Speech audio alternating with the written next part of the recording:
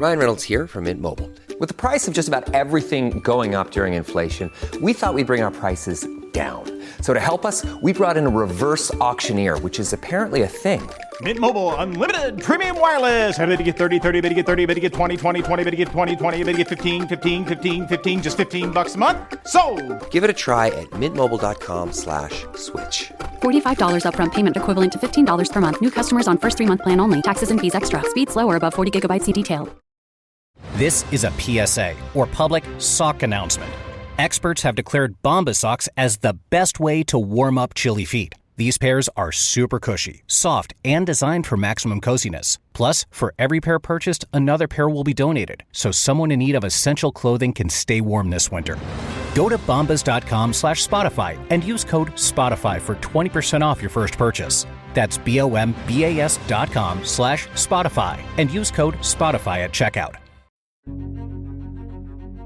Do you like the Daily Blast but want even more analysis of the biggest headlines from around the world? Do you want an ad-free listening experience so there's nothing between you and expert commentary every day?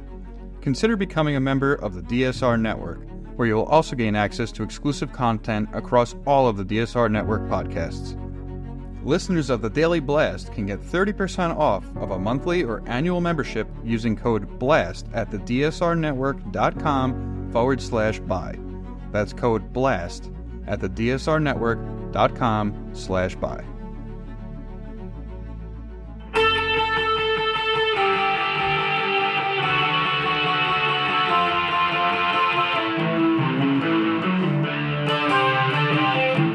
This is the Daily Blast from the New Republic, produced and presented by the DSR Network. I'm your host, Greg Sargent.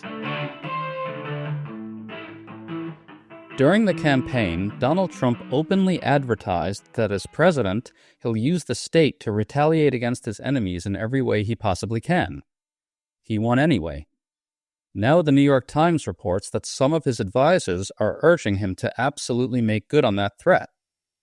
And right on cue, Trump erupted on social media calling for investigations into people who are supposedly spreading false rumors about his intention to sell shares of his Truth Social. So what exactly is this going to look like once he has the power to install administration officials who actually can order such investigations? Today we're discussing this with Susan Glasser, a staff writer at The New Yorker who has a great new piece arguing that Trump will be less constrained than ever before. Great to have you back on, Susan. Well, thanks so much for having me, Greg. Okay, Susan, so Trump just raged that people who displeased him with their public comments about Truth Social should be, quote, immediately investigated by the appropriate authorities. He'll be in charge of those authorities very, very soon. And now the Times reports that some of his own aides really are already encouraging him to take revenge against those who investigated and prosecuted him, which, again, was done in keeping with the rule of law. What's your reaction to all this? Well, first of all, deep breath. And let's just say, here we are again, back asking the same questions. Are we going to take Donald Trump literally and seriously this time? What more needs to happen for his critics to understand that while he may not do 100% of everything he says, he means much of it. And if there's one thing we know about Trump's next term, it's that he campaigned on a platform of revenge and retribution that is consistent, by the way, with many of the themes that he emphasized in his first term, even if he wasn't always able to fully follow through on them. And so it seems to me that a strong through line for Donald Trump has always been the desire to use the tools and institutions of the federal government as essentially personal weapons, and to make sure that they are used as instruments to punish his enemies, to punish people he views as disloyal, and to carry out his personal whims. For example, Greg, I think that people have not paid enough attention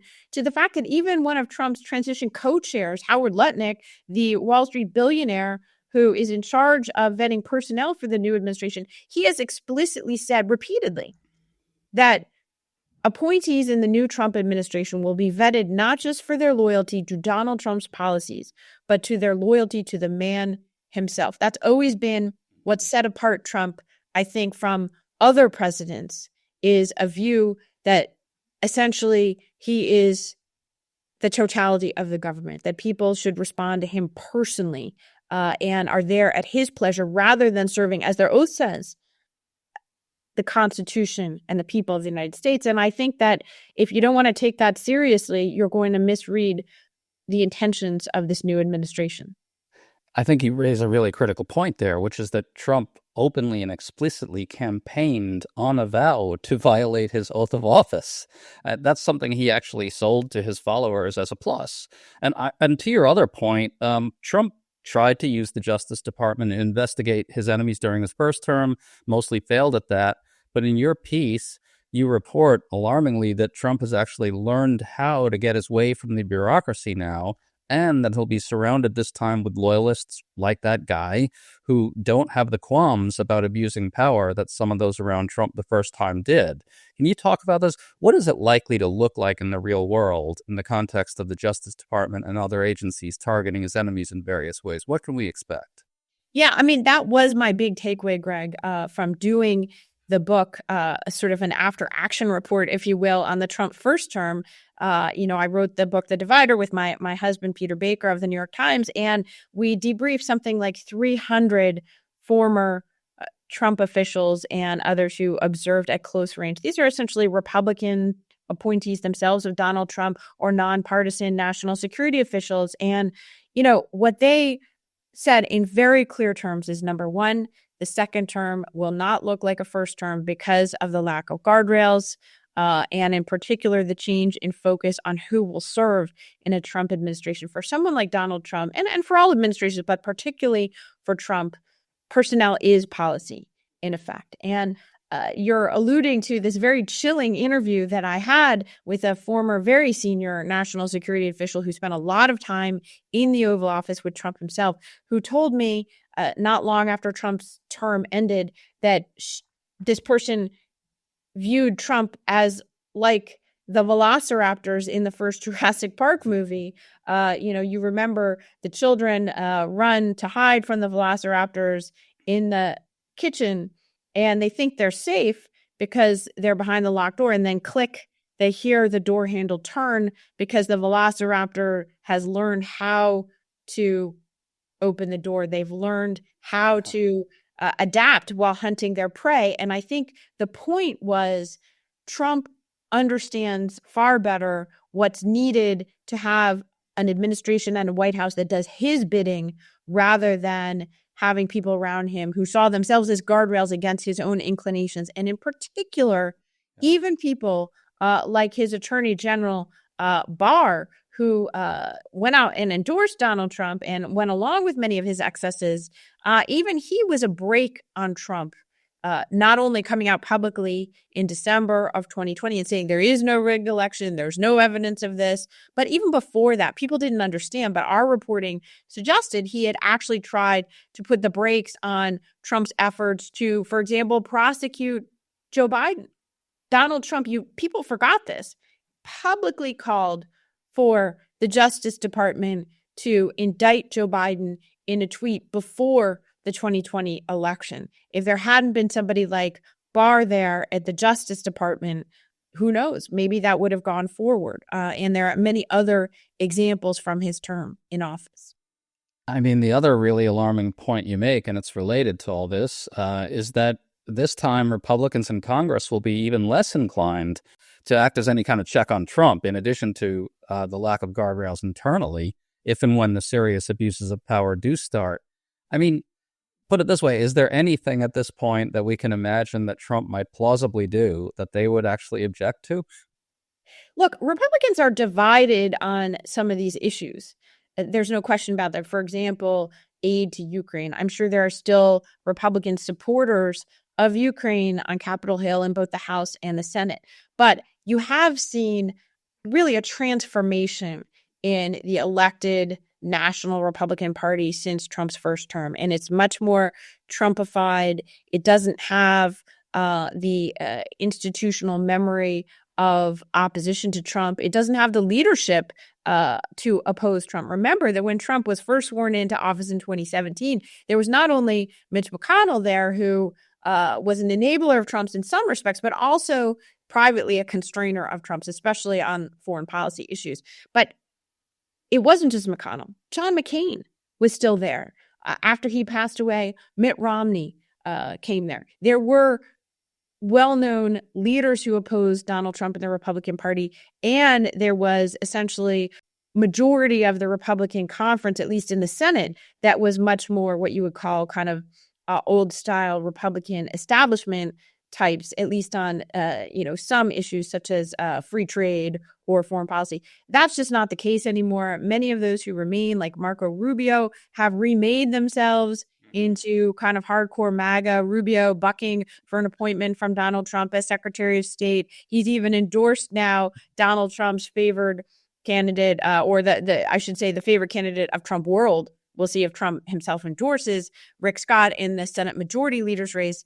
All of which is to say that it's not the same Republican Party who are likely to pressure Trump, even if there still are fault lines within the Republicans on the Hill and also in the new administration. Republicans will fight with each other heatedly about many of these issues because Donald Trump always encourages kind of division and infighting. And that's been a constant in any role he's been in his life. So I certainly anticipate infighting over some of this stuff. But on core Republican ideas, those don't stand a chance versus Donald Trump's most important priorities.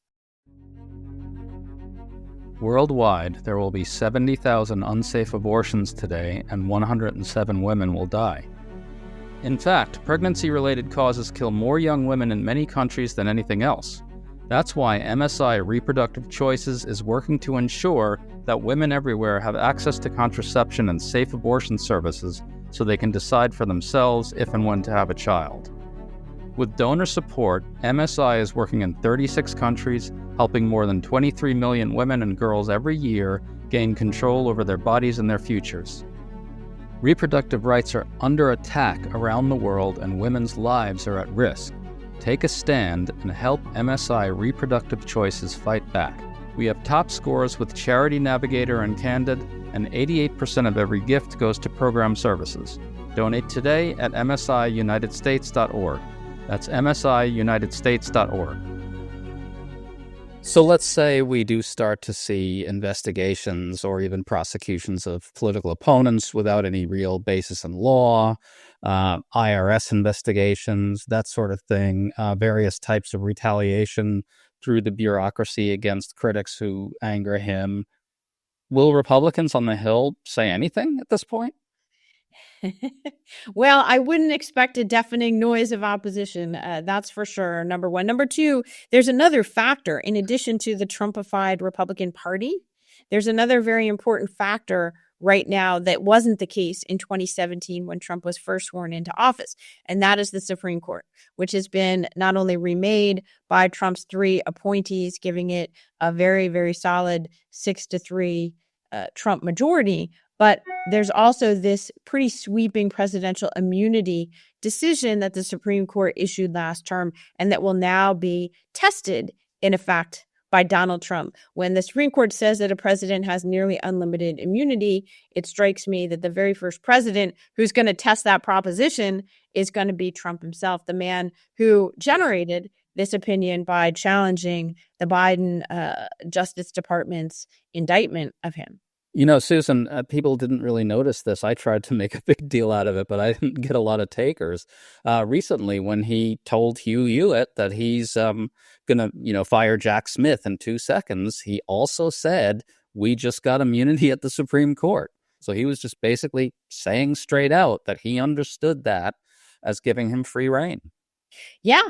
I mean, look, one of the things is that it's really amazing to me that the Supreme Court made such a sweeping decision in a case where legal experts, and I'm not one, but, where legal experts said, look, they could have ruled in a much more narrow way. But because they issued this very broad language there, and then it's going to fuse with a president, Donald Trump, who already takes a maximalist interpretation of his powers. Remember that in his first term in office, Donald Trump would go around, he would go to events. He spoke at an event, for example, in the summer of 2019, in which he literally said, the Constitution gives me the power to do anything I want. So he already believed that even before this immunity decision. And I think that it's quite possible that, Trump will pick various fights, because that's what he does in any role that he's ever been in, and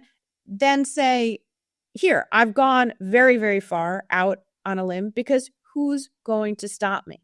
Who's going to stop me? And the way the slow pace of litigation works in this country, he may establish facts on the ground by taking sweeping executive actions that his opponents think they're going to stop or claw back eventually in the legal system. And then the legal system just isn't there to do that, or not within the constraints of 1 4-year term. And that's the thing that I've been trying to call attention to even before the election. That's what I was trying to say to Trump's opponents and Trump's critics, is that it's not just that he was at a real risk of winning, which I thought for a long time, but also that he is very likely to move very, very rapidly to create new facts on the ground, while, his opponents are just busy, fighting with each other over, their ideological priors. This is how it's worked in Russia. My husband and I were correspondents there in the first few years of Putin's term, and Putin moved with extraordinary speed and focus to dismantle the fledgling institutions of Russian democracy. That has been the template and the playbook for other would-be authoritarians who are working within a democratic system. And I just think the speed and rapidity with which Trump can make very big changes in our system has been an underappreciated aspect that I think is now going to kick in. And to your earlier point as well, melding it with this more recent point, basically he's going to be surrounded by people who understand that that's the goal in a more concerted way. I mean, he's going to be surrounded by people now who actually see Putin's Russia and Orban's Hungary as models for governing here. Absolutely. You cannot understate this as a factor in what we're going to see in the new administration, number one. Number two, he's already been actively engaged with Viktor Orban, speaking with him repeatedly, both during the campaign and even since his election victory. According to the Washington Post, he's already spoken with Vladimir Putin. Both sides deny that call took place. Fascinating to me, given that, also given the role of Elon Musk. You have Trump now surrounded, in particular on this issue of Russia and Ukraine, by a cadre of close advisors that includes not only Elon Musk, but also J.D. Vance, his new vice president-elect, his own son, Donald Trump Jr., who have taken a maximalist version. Essentially, they've publicly endorsed many Russian talking points with regards to the war in Ukraine. Donald Trump Jr. over the weekend just sent out on social media a post in which he openly mocked Ukraine's President Vladimir Zelensky with a shower of money falling down on him and laughing at him and saying, basically, your allowance from America is going to be cut off soon, guy. And I think that tells you where it's leaning. It was not a mistake that one of the very first personnel announcements we've seen directly from Trump himself, as opposed to his advisors, was an announcement over the weekend that neither Nikki Haley nor Mike Pompeo will be welcome back into a second Trump administration. What do those two have in common? They both have been strong public proponents of Ukraine. It's really, really disturbing stuff, the way you put it all together. I want to return to Trump's tweet about Truth Social for a second, because I think it signals what's coming in another way. Note that he just kind of threw it out there that rumors about him selling Truth Social shares displeased him. I think this might be a template. Maybe you can picture him on the phone with his attorney general. He rages at someone who angered him on TV, says casually, I heard that guy was up to some shady stuff.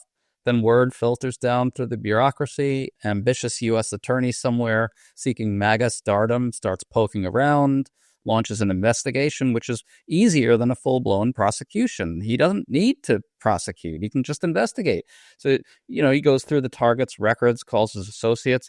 That kind of thing is going to put people through hell and having chilling effect on dissent. I mean, this is absolutely plausible, right? Can you talk about scenarios like this? Absolutely. I'm glad you pointed that out, because I think one of the more kind of nihilistic but probably effective talking points for Trump supporters in the immediate run up to the campaign was saying, oh, how dare you call us authoritarians, or in the words of John Kelly, his former chief of staff, a fascist. Donald Trump was already president for 4 years and he wasn't Hitler. Therefore, everything's okay. Yeah. This is a very, very kind of nihilist argument. I think it was effective as a political matter for some people. But, I would point out, that even what we come to think of as, the Hitler regime in Germany took a number of years to unfold. And, we are not a 1 week into the Trump era in our politics. We are 8 years into his takeover of the Republican Party, his creation of a group of MAGA acolytes who have signed up and opted into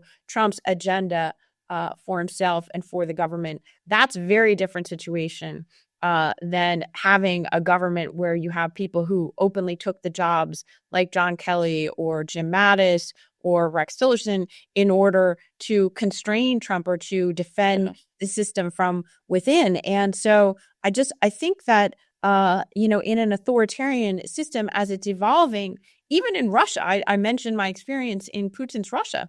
What you can do on day one, what you can do 1 year into it is very different than what you can do after 10 years of acclimating the society to something. And so even in Russia, it's not like they shut down the independent media on day one. What did they do? They used the pressure tech tools available to them, the leverage available to them.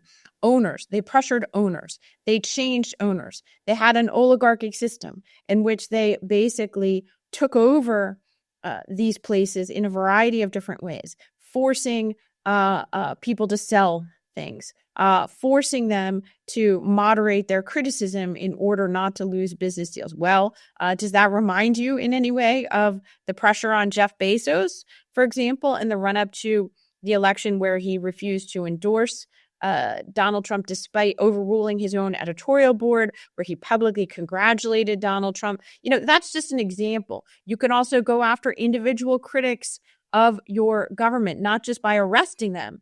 And I think they've defined deviancy down here, that they'll say, see, you're overblown or you're just hysterical if they don't haul off, Liz Cheney and Mark Milley to the gulag on day one. But that's not how it's going to work. Right. They can open IRS investigations of their critics. They can pressure their employers. There's a whole host of ways in which systems operate. And I think that's what we'll see in the next few months.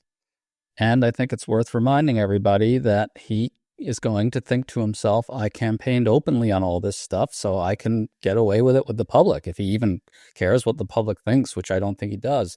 Susan Glasser, thank you so much for coming on. It's going to get dark. Well, Greg, I think people need to be clear-eyed about what's coming. There's no use anymore to lying to yourself and believing it. It's important to try to be as clear-eyed about what is coming down the pike with the new administration as possible. It certainly is. Thanks so much, Susan. Thank you, Greg. I appreciate it. You've been listening to The Daily Blast with me, your host, Greg Sargent. The Daily Blast is a New Republic podcast and is produced by Riley Fessler and the DSR Network.